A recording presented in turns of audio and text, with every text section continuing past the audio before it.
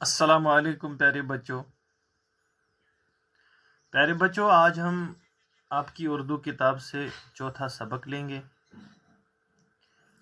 آپ بھی اپنی کتاب صفحہ نمبر 24 پہ کھول دیجئے۔ سبق کا نام ہے ہا کی مختلف حالتیں۔ پیارے بچوں، پہلے یہ اوپر والا پورشن دیکھ لیتے ہیں، یہ والا حصہ دیکھ لیتے ہیں۔ یہ سابقہ واقفیت ہے، یعنی وہ واقفیت، وہ جانکاری جو ہمیں پہلے ہی خبر ہے، یعنی یہ چیزیں ہم نے اس سے پہلے پڑھی ہے۔ پیارے بچوں، یہاں پہ ہا سے ہاتھی لکھا ہوا ہے، اور اگر ہم ہاتھی کو الگ الگ کریں گے، یعنی ہاتھی کس کس حرف کا بنا ہوا ہے، ان حروف کو اگر ہم الگ الگ کریں گے تو ہمیں پتہ ہے اس میں ہا ہے، الف ہے، تھ ہے اور یہ ہے۔ پیارے بچوں، ہاتھی کے حروف کو الگ الگ کرنے کے بعد ہمیں ہر ایک حرف سے ایک لفظ بنانا ہے۔ جیسے پہلا حرف ہے ہا، اور یہاں مثال دی گئی ہے، اس نے ہا سے پہلے ہی ایک لفظ بنایا ہے، حل۔ اب الف ہے یہاں پہ، تو تصویر دی گئی ہے، ہم اس تصویر کو پہچان لیں گے اور پھر ایک لفظ بنائیں گے۔ یہاں پہ یہ کیا ہے؟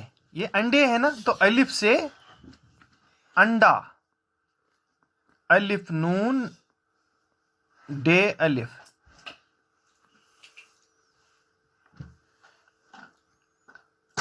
پھر دوسری شکل پہ آ جائیے، اس تصویر کو پہچانیے، یہ ہے تھالی۔ یہاں تھ ہے تو تھ سے کیا بنے گا؟ تھالی۔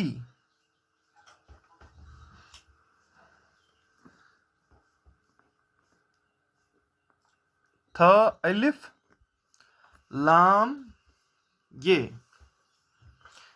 سو یہ سے یکا،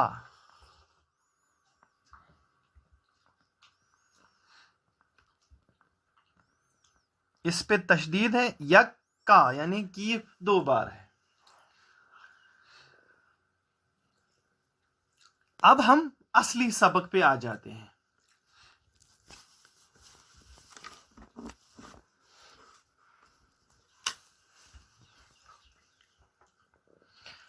پیارے بچوں، ذرا غور سے دیکھو، یہاں اوپر والی لائن میں کیا لکھا ہے؟ آؤ بچوں، اب ہم ہا کی مختلف حالتوں کے بارے میں جانکاری حاصل کریں گے۔ یہ مختلف حالتیں کیا ہے؟ یعنی کچھ ایسے الفاظ ہیں جہاں پر ہا کی آواز صاف ظاہر ہوتی ہے، اور کچھ حالتیں ایسی ہیں جہاں پہ ہا کی آواز خفیہ رہتی ہے، یعنی ظاہر نہیں ہوتی۔ ہم آج ہائے اصلی یا ہائے ملفوظی کے بارے میں پڑھیں گے۔ بچوں، ہائے اصلی یا ہائے ملفوظی اس لفظ کو کہتے ہیں، ان الفاظ کو کہتے ہیں جن میں ہا کی آواز صاف ظاہر ہو، یعنی پڑھنے سے ہی لگے کہ اس میں کہیں ہا شامل ہے۔ شاباش، پھر سے میں دہراتا ہوں، ہائے اصلی یا ہائے ملفوظی ایسے الفاظ ہیں جن میں ہا کی آواز صاف دکھائی دیتی ہے، صاف ظاہر ہوتی ہے، یعنی پڑھنے سے ہی معلوم ہوتا ہے کہ اس میں کہیں ہا شامل ہے۔ جیسے عیدگاہ، ذرا آپ بھی بچوں پڑھ لو میرے ساتھ، عیدگاہ، کیا لگ رہا ہے آپ کو اس میں ہے کہیں ہا کی آواز ہے کہیں پہ؟ ہاں، عید گاہ یعنی ہا کی آواز اس میں صاف ظاہر ہے، تو اس لفظ کو کیا کہیں گے؟ اس کو ہائے اصلی کہیں گے یا ہائے ملفوظی کہیں گے۔ اسی طرح سے اور بھی مثالیں ہیں، جیسے آہ، جیسے شکارگاہ، جیسے سبزہ، جیسے ہاتھی، چاہت، باہر، ہوٹل، حل، ہوا، بہادر۔ شاباش، پھر سے میں ریپیٹ کرتا ہوں کہ ہائے اصلی یا ہائے ملفوظی ایسے الفاظ ہیں جن میں ہا کی آواز صاف ظاہر ہو۔ جیسے یہاں پہ میں نے یہ مثالیں پڑھی جو یہاں پہ آپ کی کتاب پہ دی ہوئی ہے، ان کو پڑھنے سے، ان الفاظ کو پڑھنے سے یہ صاف ظاہر ہوتا ہے کہ ان میں ہا شامل ہے اور ہا کی آواز بالکل ظاہر ہو رہی ہے۔ پھر سے ان کو پڑھ لیتے ہیں۔ عیدگاہ، آہ، شکارگاہ، سبزہ، ہاتھی، چاہت، باہر، ہوٹل، حل، ہوا، بہادر۔ پیارے بچوں، اب یہاں پہ انہی ہائے اصلی یا ہائے ملفوظی الفاظ کو جملوں میں استعمال کیا گیا ہے۔ ذرا ان جملوں کو پڑھ لیتے ہیں، آپ بھی پڑھیں زور سے۔ ہاتھی آیا، ہاتھی، ہاں، یہ ہاتھی یہاں پہ کیا ہے؟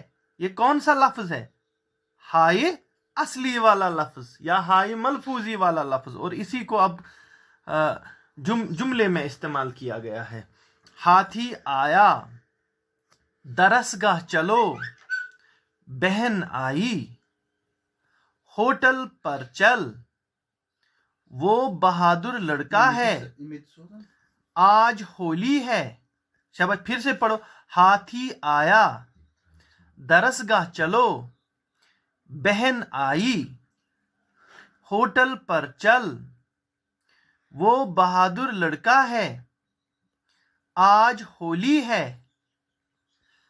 تو بچوں، اب آپ ایک کام کریں گے، آج کے اس لیسن سے یہ جو الفاظ ہم نے سیکھے، جیسے عیدگاہ ہے، آہ ہے، شکارگاہ ہے، ان سارے الفاظ کو آپ اپنی نوٹ بک پہ لکھیں گے، صاف صاف لکھنے کی کوشش کریں گے تاکہ آپ اچھے سے لکھ پائیں۔ باقی والسلام۔